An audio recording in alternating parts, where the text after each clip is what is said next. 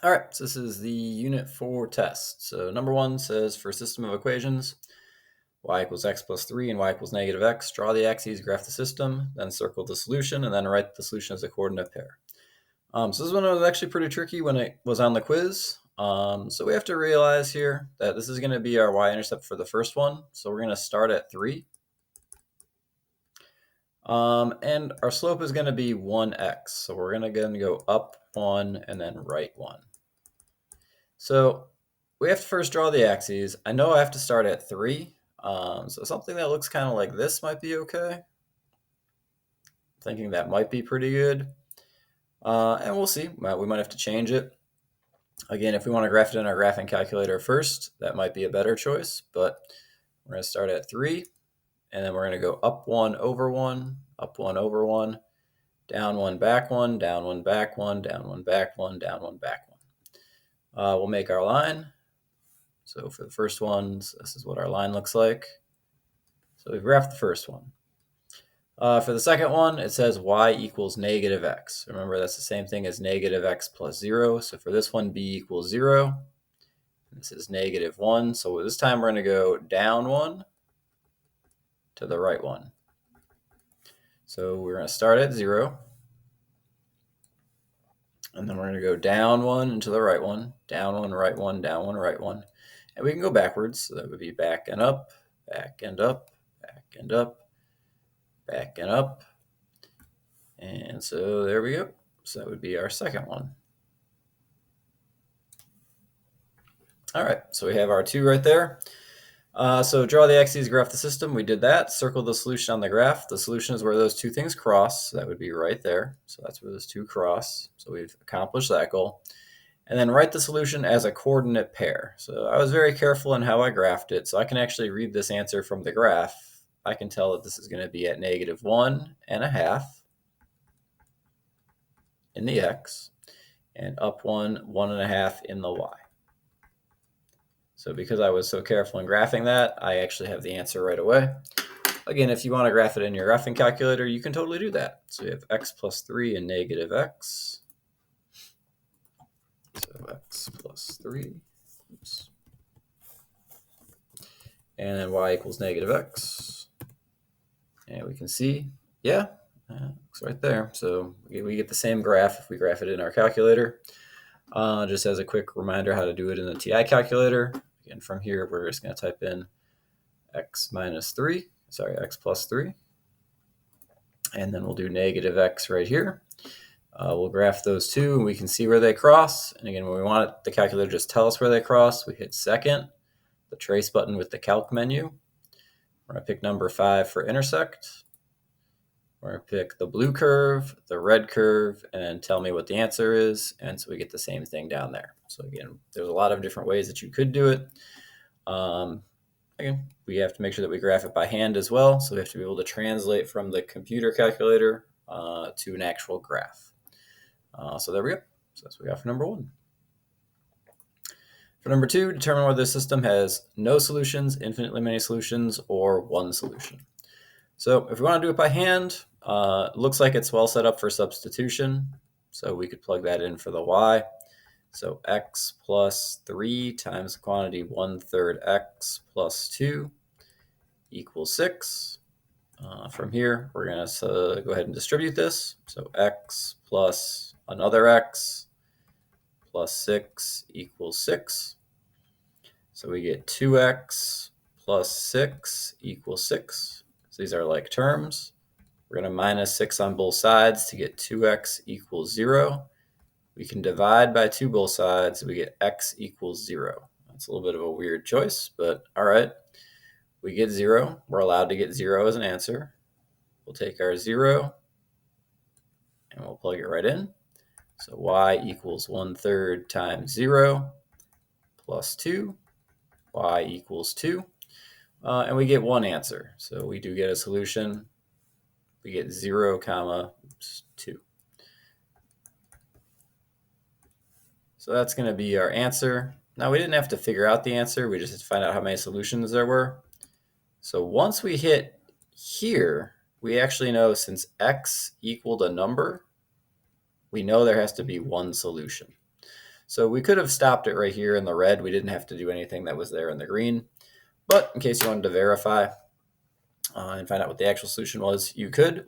Again, this is one that we can just throw into the graph. So 1/3 x plus 2.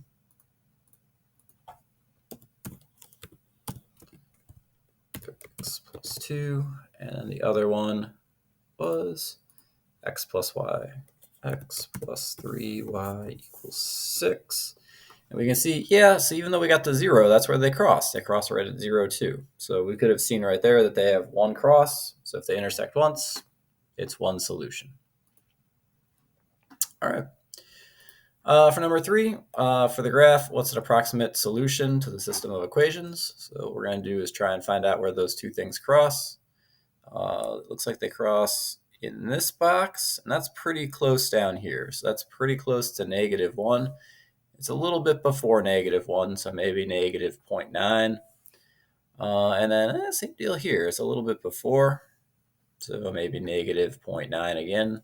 Something like that might be okay. So anything that's a little bit before -1 in both the x and in the y. So remember, this is the x. That'll be the y. All right, that's it with that. For 4, Raul bikes 6 miles home from school at a rate of 3 miles per hour. Leah leaves school 30 minutes after Raul and bikes the same route at a rate of 4 miles per hour. How many hours does it take Leah to catch up with Raul? So this one's a little bit tricky, but it does come from one of our Desmos activities that we did. So in this case, Raul's got a rate of 3 miles per hour. So this is Raul's rate. So remember, rate is going to be a slope. So for Raul, his equation is going to be y equals 3x, kind of. We'll start there. For Leah, we can see that Leah is going to have a rate of 4 miles per hour. So for Leah, this is going to be her starting m value. Now we have one issue we got to take care of. And the issue we got to take care of is, it says here, Leah leaves school 30 minutes after Raul. So that means Raul's already got a little bit of a head start. So because Raul's got this head start, we're not going to make this x, but we're going to make this x plus 1/2. And again, that's because 30 minutes is half of an hour, and everything else is in hours. That's in hours. So we have to turn this into, he's got his Leah's starting time plus a half hour.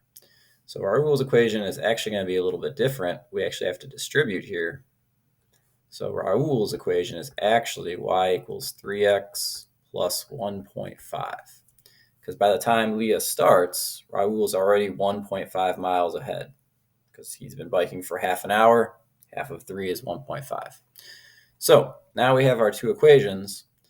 Now we have to answer the question. Well, the question says, how many hours does it take Leah to catch up with Raul? So if they're going to catch up, that means that these two things should be equal.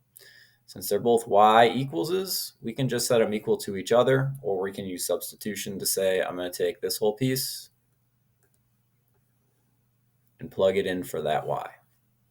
So we get 3x plus 1.5 equals 4x. To solve it, it's pretty quick. We can just subtract 3x from both sides. So we get 1.5 equals x. And that's it. It didn't ask us to find the distance. The distance would be the y, so the time here is the x. So we're all set. All right, cool. So that's it for number 4. Well, I guess it's not it. If you did want to graph, you could graph these two and find where they cross as well. This was a little bit easier since it was just one step to solve the equations. All right, for number 5, what's the solution to the system below? You can see there's not a lot of space. So the intention for most of these ones is that if you want to solve it, you can always solve it by graphing. If you want to do it by hand, since one letter is by itself, probably best to use substitution if you wanted to do it by hand.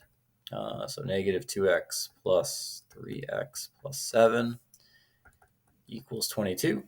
So -2x plus 3x plus 7. There's really nothing to distribute. It's like distributing a 1. So I am still going to write it out without combining like terms at first. Now I can combine my like terms. So I get x plus 7 equals 22. Minus 7 both sides. X equals 15.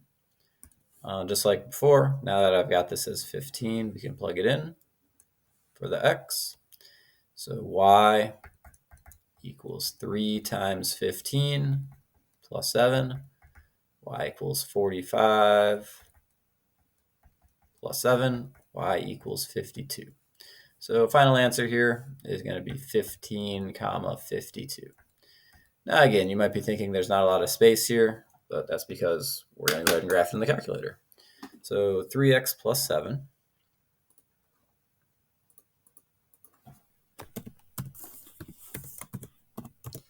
is the first equation. And the second equation we got is negative 2x plus y equals 22. All right, so far this looks pretty good. So again, we have to find out where these two lines cross.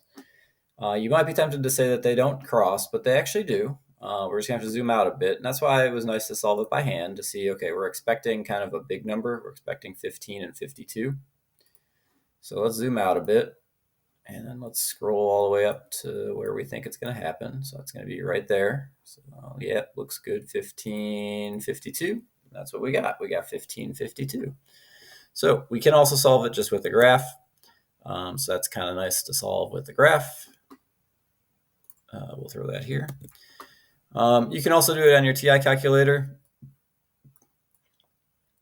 So I showed how to do the intersect feature up in question number 1. If you want to use the TI calculator, this equation is already good to go. So for the TI, we can go y equals 3x plus 7. But for the second equation, we have to solve this to get y by itself. So we do have to turn negative 2x plus y equals 22.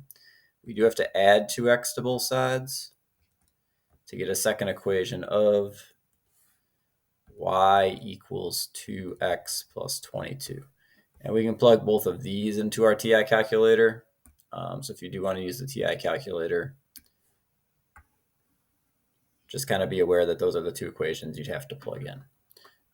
Actually, let's do that real quick because this one is one that you will need to kind of see. So we get y equals 3x plus 7. 3x plus 7. And then down here we have 2x plus 22. So we graph it. And again, just like in Desmos, it looks like they might not touch. Now, I do want to point this out because if we try it out, if we do the intersect, we say, give me the first curve, the blue one, the red one, and give me the answer, we do get an error. So again, you might think, okay, there's no answer. But before we can actually use the calc feature, we always want to make sure we can see the intersection on screen. So here we're going to zoom out. I could cheat and use the window because I kind of know where I'm at. Oops. So seconds, zoom out. Nope. I want to zoom out at the center to make it look like what you would do. So 3, zoom out. All right, we're just going to zoom out there. So we can almost see the center. So we're going to zoom out one more time. We can almost see where those cross. So we'll zoom out again. All right, so now we can see where they cross on screen. So now when we use the intersect feature, it finally works out. So we do get the same answer that way as we did with the other two methods. So again, that's a little bit trickier just because, again, you have to see the intersection, but you kind of have to do that in Desmos also because you do have to kind of see where they cross before you can actually click on where they cross. So there we go. All right. For number 6, basically the same thing. Again, we can see we've got one letter by itself. So if we want to do this by hand, what we're going to do is do another substitution. Again, you can use any method you want, but since one letter is already by itself, substitution seems to make the most sense. So we get y, oops, wrong way. We get 2x plus 5 times the quantity negative 2/5 x plus 4 equals 20. And here we have to distribute the 5. So we'll distribute the 5 to both things. So 2x. So 5 times 2/5 is minus 2. So minus 2x. 5 times 4 is 20 equals 20. We can combine like terms, and we get 20 equals 20. Now here we can stop. So here we can see we get number equals itself.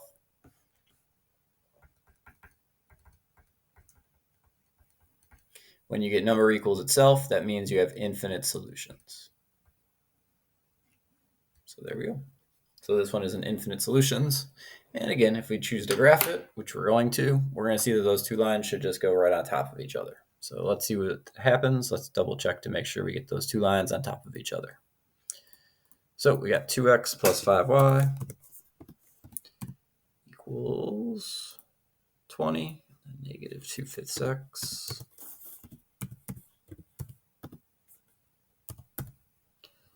And plus 4. All right, now I can see I don't see anything, but that's because remember I zoomed out in the last question, so I got to go back home. So if I go back home, I see only one line. Again, the blue line might be hiding off screen, so I'm going to turn the green off just to double check. Yep, they're on top of each other. So that makes sense. So those are infinite solutions, again, because they're right on top of each other. We got the infinite solutions. TI I do want to show also. Again, this one is good to go for the TI. For the TI, we do need to change this one around a bit. So 2x plus 5y equals 20.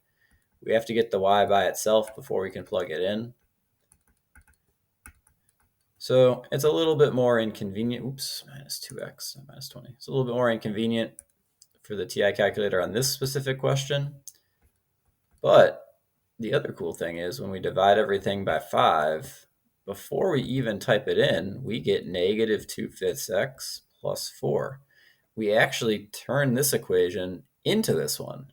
And we don't actually need to type it into the TI because we can see that those two equations are exactly the same. So there would be no point in typing them into the TI at this point in time because they're literally the same thing. Why would we type the same thing in twice? So we can see that these end up being the same. So again, we get the infinite solutions. All right. For number 7, it says Luke sells cakes for $30 each. His expenses are $12.25 per cake plus $1.25 for a mixer. How many cakes must he sell for his revenue to equal his expenses? All right, so we know what his profit is. Nope, not his profit yet. We're trying to figure out his break-even point. We know what his revenue is. So remember, revenue is how much money he brings in. So his revenue is he sells the cakes for $30 each. So 30x is the revenue. We know his expenses. So his expenses is he's going to spend $12.25 per cake. So that's going to be a slope. Again, this is an each. So this is every cake. So that's also a slope. So just so we're aware.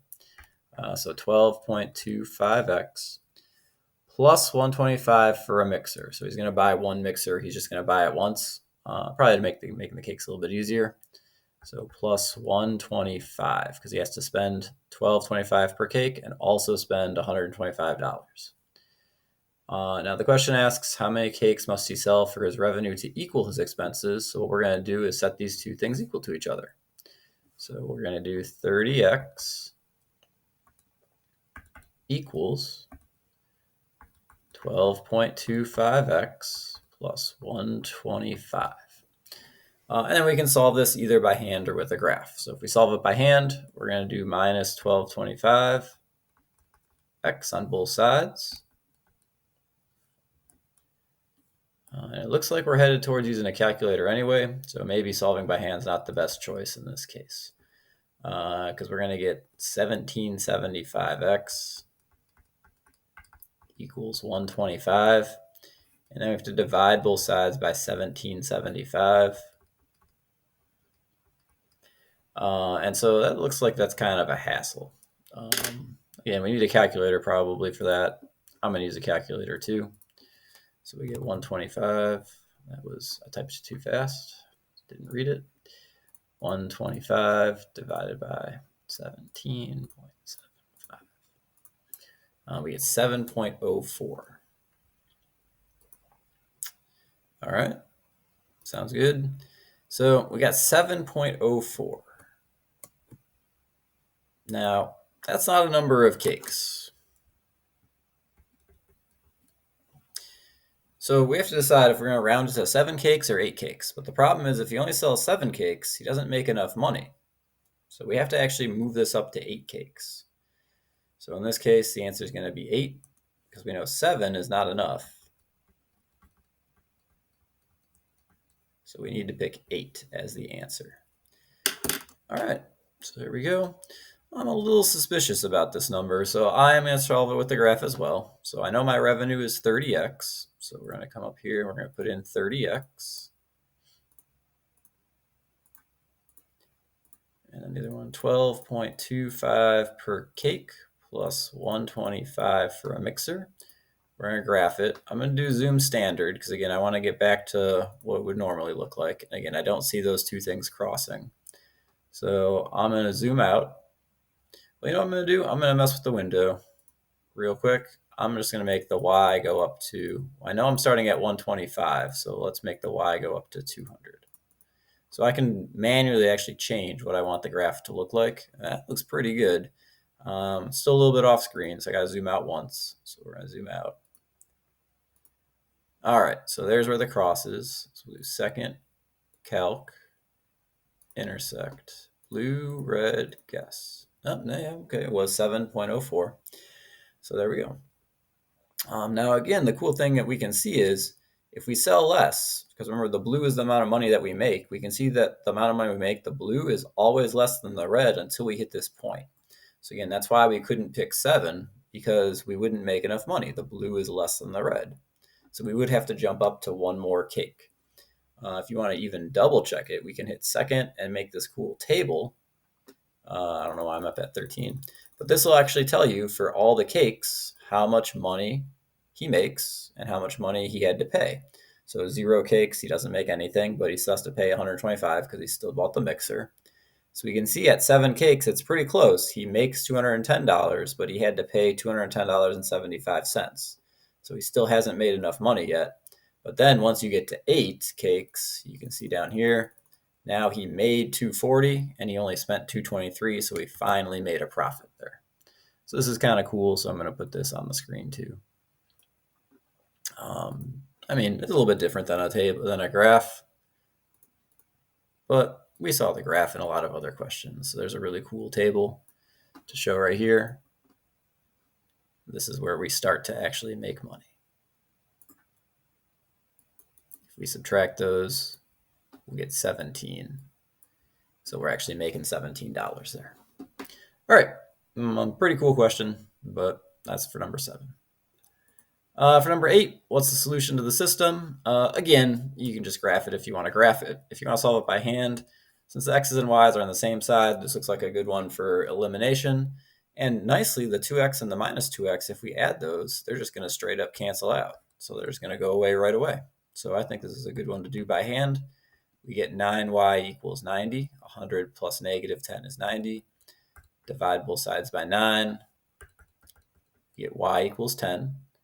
Then we're going to take the 10. We'll plug the 10 back in. It doesn't matter which one. I'm going to pick the top one because it looks like it's got all positives. So 2x.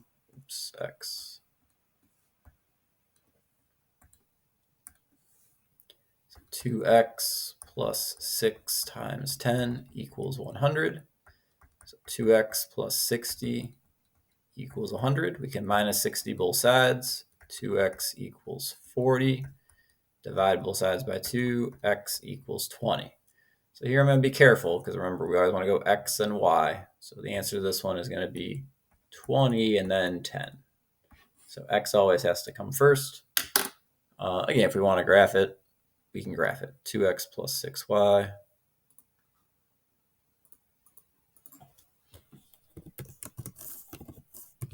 equals 100. Negative 2x plus 3y equals negative 10. All right, answer's not on screen. So again, you might be tempted to say it's infinite solutions, but if I take the black one away, the purple's not underneath. So it's not infinite solutions. So we got to zoom out and we can see, okay, they're going to cross over here. And yep, they crossed right there at 20, 10. So that's our other solution. So we could also solve it with the graph. Again, since I used the TI on a couple of the other questions, I'm not going to solve this one for the TI. But you can solve it the same way as the other ones with the TI. You have to get y by itself first. For number 9, which system has the same solution as the system shown below?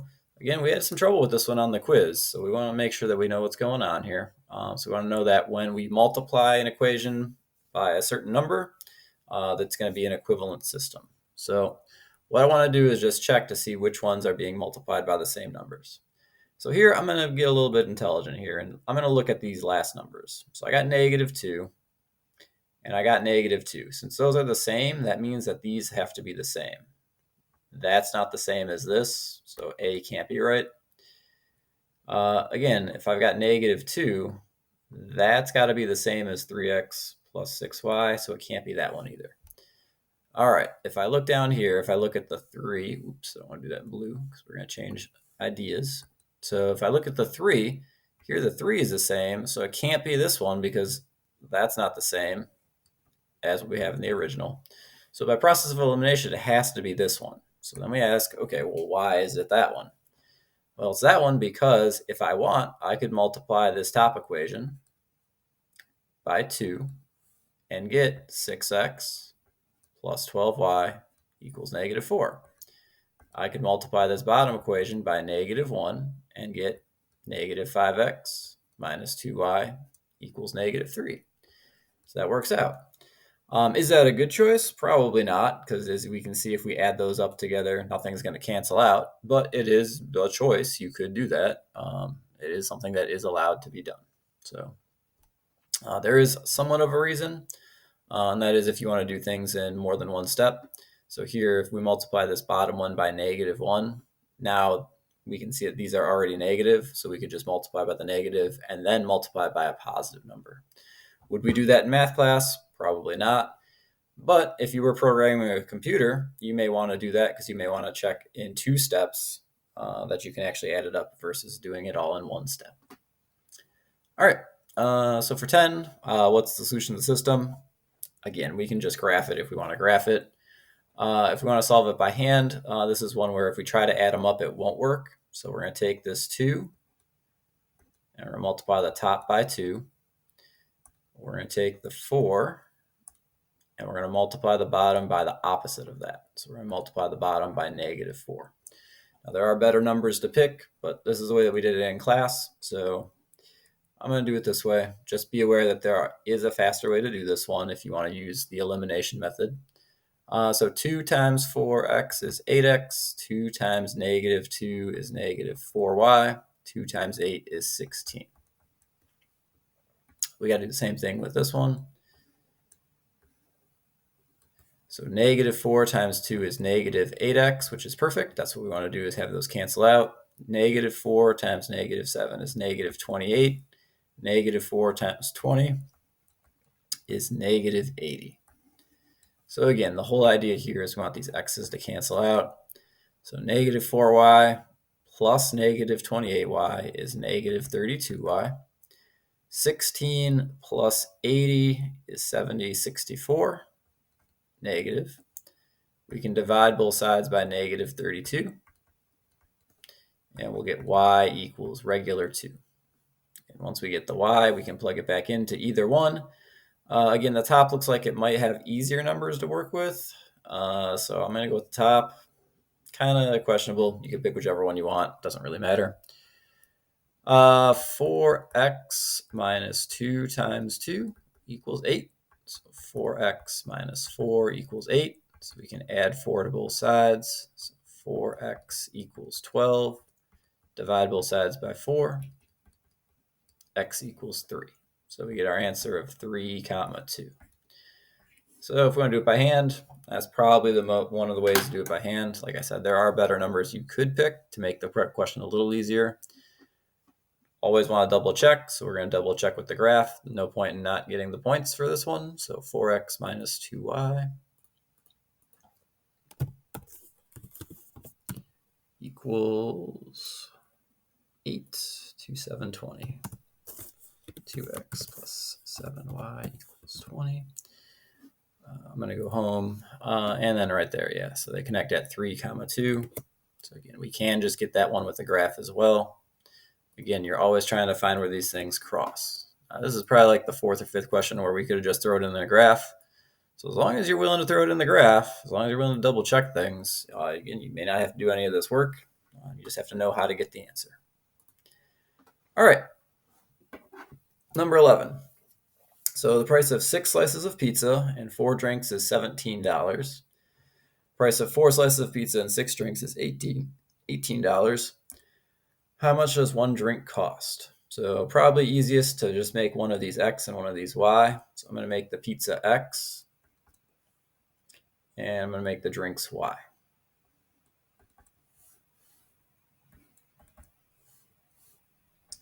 Pay attention here. We're trying to find out how much 1 drink costs. That's the Y.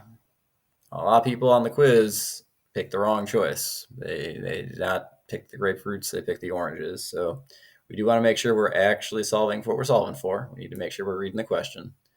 So first statement though, 6 pizzas and 4 drinks is 17. So we got 6x plus 4y equals $17.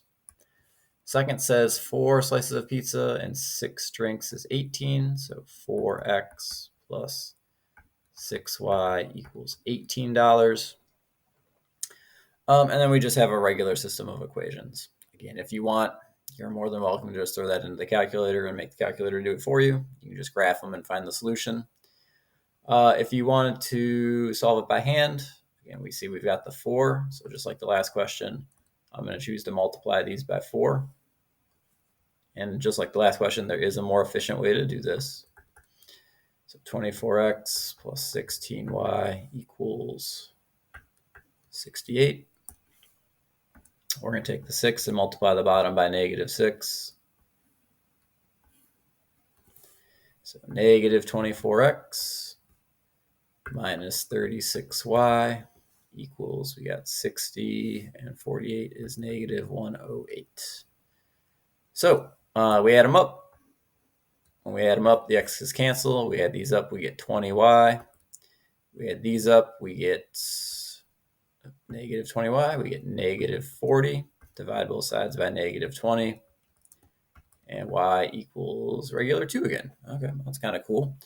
Now we don't need to solve for x, because again, the question just asks, how much does 1 drink cost? Well, y is 2, so 1 drink just costs $2.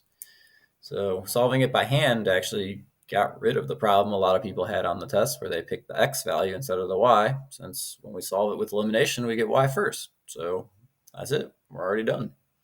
We're not going to solve for x. We don't care how much the pizza costs, so we're not going to do it. For 12, it says graph the inequality. So for this one, we just have to recognize what our inequality sign is going to do to our line. So we know that this is going to be the b value. So we can go ahead and plot that right now. We know this is going to be the slope, so that's going to be the m value. So I'm going to go down 2 over 1, down 2, right 1. So down 2, right 1, down 2, right 1, down 2, right 1. And again, with the inequalities, I like to put a lot of dots on. So up 2, back 1, up 2, back 1 would also be okay. All right, so now I got to decide what type of line to make. So my questions are, am I going to do the solid line or am I going to do the dashed line? So in this case, we can see that there's nothing here.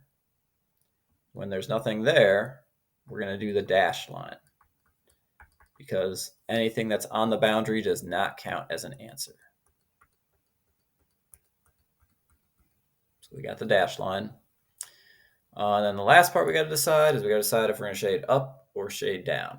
So since y is by itself, if y is by itself, so if our equation looks like a y something, let's say if y is by itself,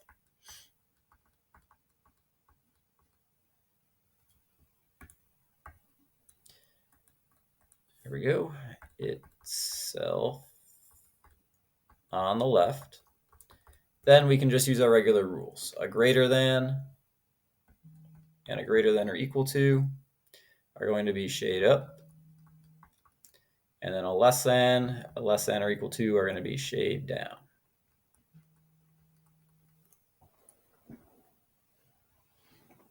So if we look here, we have a greater than. So greater than means we're going to shade it up. So we're going to take this section. We're just going to shade this whole section. So all this part, all this part, all this part. So we can color that in. And that's it. That's our answer. So that's what we want to do when we want to graph it. Again, I want to show this off in the Desmos and in the TI calculator. So y is greater than negative 2x plus 1. So y is greater than negative 2x plus 1. And so we can see we've got all the same ideas here. So we're starting at 1. We can see we've got our dashed line, and we can see that we're shading above. So that all looks pretty good, pretty solid. Not solid, actually, it's dashed. So then over here, if we change it to the TI calculator, let's take these away. And we had 2x plus negative 2x. Let's insert our negative sign right there. And then we come over here, if we press enter, then we can change the y from an equals to a less than. We want to do greater than. And again, we can see we want to do dashed line, and we want the shading above the dashed line. So it even tells us what we want to do. And when we graph it, zoom standard, thank you, we get the same thing. Did I get that right? Yep, negative 2x plus 1. So we get the same equation, we get the same graph. So there we go. That's what we want to do. That's how we can shade them. All right. For 13, which inequality does the graph represent? So again, we got to go backwards. So first thing that I notice is that this line is a dashed line. Since it's a dashed line, I'm going to go ahead and get rid of these because those would go with the solid line. Second thing I see is that we're shading down.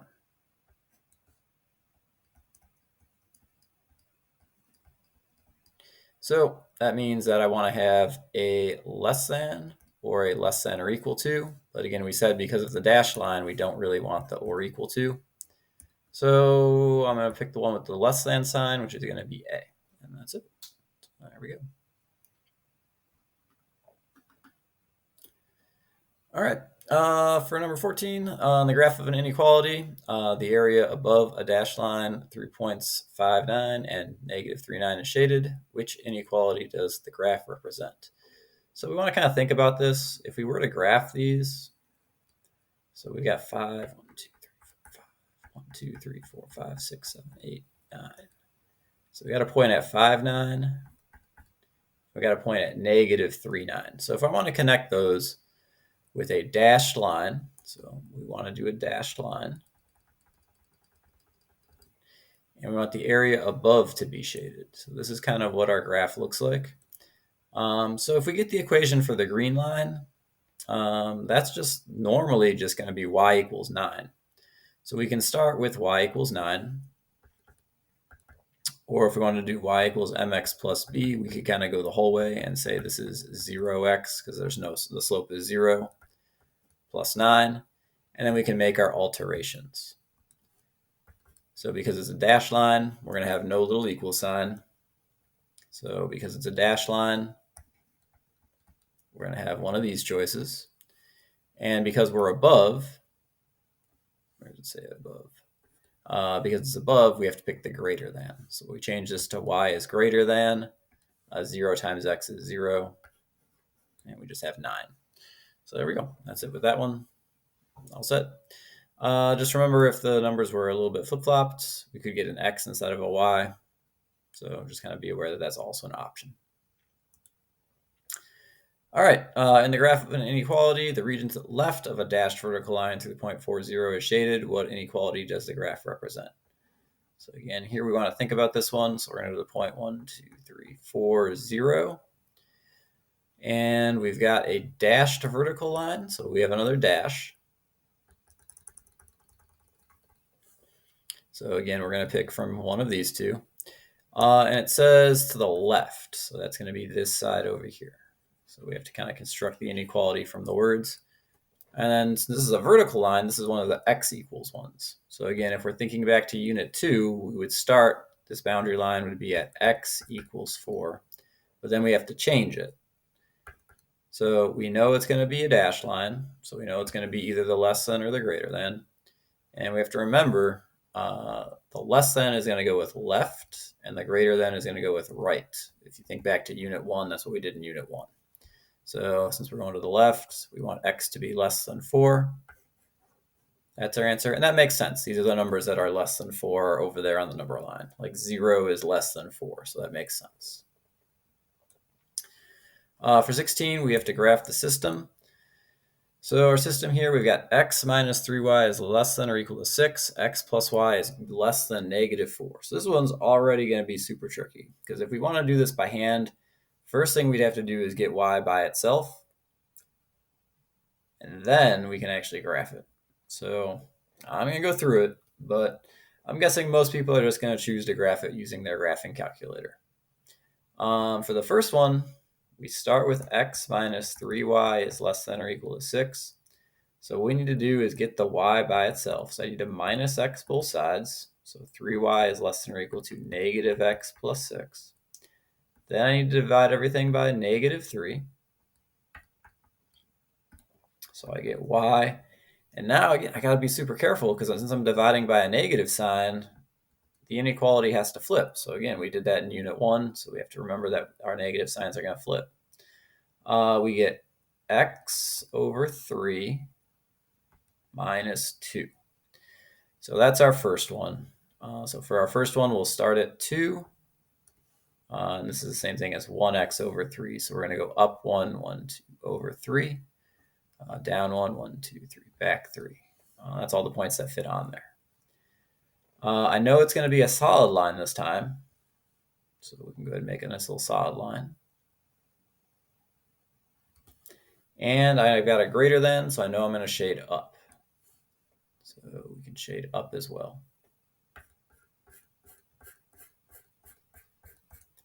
All right, so that's the first one. So we did the first one.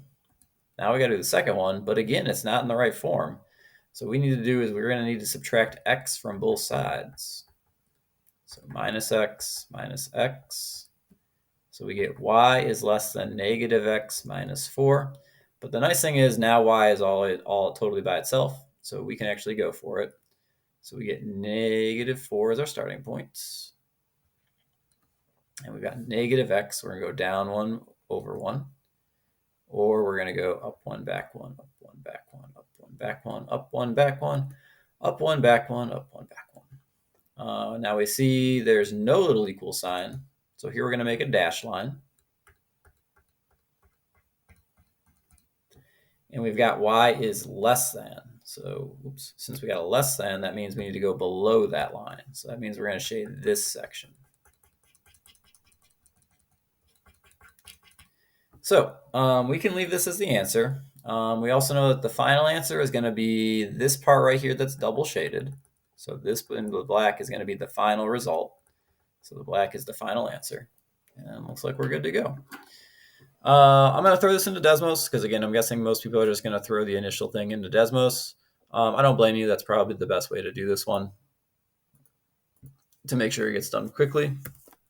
So x minus 3y is less than or equal to 6. And that matches what we graphed the first time, so that looks pretty good. I'm pretty happy about that. X plus y is less than negative 4. So plus y is less than 4. Again, that looks like what we graphed the second time, so that looks pretty good. All right, so I did purple and orange. I'll make this one into an orange. Here we go. And we can see that this double shaded section over here, it wasn't very big on the graph that we have on the paper, but we can see that that double shaded section actually is the answer. So let's grab a little bit of that. There we go.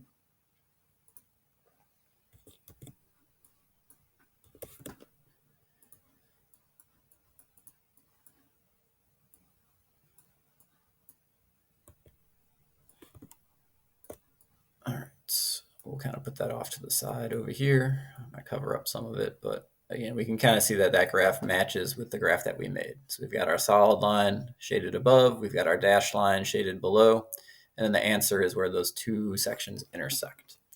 Again, you can do it in your TI calculator as well with these two y by itself equations once you get the y isolated. But I gotta be honest, Desmos is probably gonna be a little bit easier on this one, but you can do it once you get the y by itself in your TI calculator as well. All right, for 17, what system of inequalities is shown in the graph? So this one, we have to kind of go back from the graph to the inequalities. So we've got a blue one and a red one. So for the blue one, that looks a little bit easier. So we've got the solid line. So that means I'm going to pick either less than or equal to or greater than or equal to. I see I'm going to the left. So I'm not going to pick the greater than, or I'm going to pick, not going to pick the greater than, I'm going to pick the less than. So for this one, where you get x is less than or equal to, and we're at the number 1. So x is less than or equal to 1. That makes sense. It's all the section of the graph that is less than 1 or equal to 1. That one's pretty good. Also unique case, so you might think that that's the hard part. The other part with the red one, that's just a regular line. So we're going to start with our y equals mx plus b, and we're just going to alter it from there. So I know I'm starting at 1, so I know b is going to be 1. I'm going to go up 2 over 1 to get to the next section of the red. So my slope is going to be 2 over 1. And then I have to see. So this is dashed. So since it's dashed, I'm going to pick either less than or greater than. And I can see up here I'm shading up. So since I'm shading up, I'm going to choose the greater than. So I get y is greater than. So for my final answer, I might want to make those two a little bit closer to each other. So y is greater than 2x plus 1. X is less than or equal to 1. Again, I simplified 2 divided by 1 there, but that's going to be my final answer. So that's my final result. Again, if I want to double check, probably a good idea to just throw it into your calculator to double check. Now this one, again, since it's an x equals, the TI doesn't really like x equals equations. So I'm going to throw it into Desmos. We get y equals, not y equals. Y is greater than 2x plus 1. X is less than or equal to 1. Oh, hey, look, it even gave me red and blue. And yeah, that looks like it's the exact same graph that we got right there. Solid line, dash line. Looks good. All right, we're at the end. This is the final question. So it says at a concert venue, the price of 4 lawn tickets and 5 pavilion tickets is $389. Price of 5 lawn tickets and 4 pavilion tickets is $367. So this looks a lot like a Unit 2 question, where we're going to make the lawn tickets the X and the pavilion tickets the Y. So what we can do is we can just write these as equations. So 4x plus 5y equals 389. 5x plus 4y equals 367. So this also looks a lot like the pizza question. It looks like it's got the exact same setup. And we're answering pretty much the exact same questions for A and B. What's the price for a lawn ticket? What's the price for a pavilion ticket? So in this case, we got to watch out. Lawn tickets are the X. Pavilion tickets are the Y. So I'm going to solve this one with a graph. Again, we solved it by hand with the pizza question, but we're just going to solve this one with the graph. So 4x plus 5y equals 389. And then 5x plus 4y equals 367. All right, so again, I don't see anything on the screen, but if we think about the context, that kind of makes sense because we're thinking about a concert ticket price. So $10 and $6, that seems kind of cheap for a concert. So let's zoom out a little bit. Okay, zoom out some more. All right, maybe we got some expensive tickets. Let's zoom out some more. All right, now we can kind of see, all right, they're starting to connect. So if we come here, that looks kind of reasonable for a concert ticket. So 31 for one type, 53 for the other type. All right. Again, that seems somewhat reasonable. So let's see what we got. So then we have to decide which is which.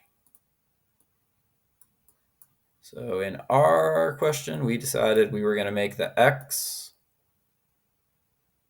That's tough to get on screen. We'll put that down here. We were going to make the X the lawn tickets. So the lawn ticket would be $31. Y was the pavilion ticket, so that's going to be $53. It's a really bad 5.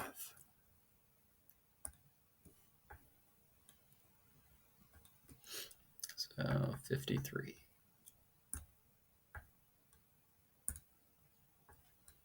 And again, that comes right here from that point. Now for part C, it says the owner of the venue wants to make at least $100,000 at each performance. That might seem like a lot of money, but remember, if you own the venue, you got to pay everybody. So you got to pay whoever's coming to play at your concert. You got to pay everybody who's selling food. You got to pay people who are maybe doing a parking lot. You got to pay for security. And you got to pay rent. You got to pay for electricity. So there's a lot you got to pay for. So $100,000 might actually go away pretty quickly once you add up all your costs. But it says let X be the number of lawn tickets, which is what we did, Y the number of pavilion tickets, which is what we did. Write an inequality to show the number of tickets that need to be sold. All right, so we're really just going to take what we've got over here, and we're going to alter it a little bit. So here we had 4 and X was the price. But now that we know what the prices are, we can actually say, well, I need to sell $31 for a lawn ticket, plus $53 for a pavilion ticket, and that has to somehow relate to our $100,000. So we need to decide what symbol we're going to put in here, which means we have to decide which side we want to be higher. Do we want $100,000 to be higher or the amount of money we bring in to be higher? We want the amount of money we bring in to be higher, so this is going to be a greater than. Since it says at least, that means we are allowed to make $100,000, so we can do a greater than or equal to. And that's it. There's actually not any calculations to do. It's just a setup question. All right, so there we go. Kind of long, but this is kind of a big test. Also, I kind of did a lot of the questions multiple ways. If you're just going to solve a lot of the questions by graphing, you're going to go a lot faster than I did on this video. So that's what we got.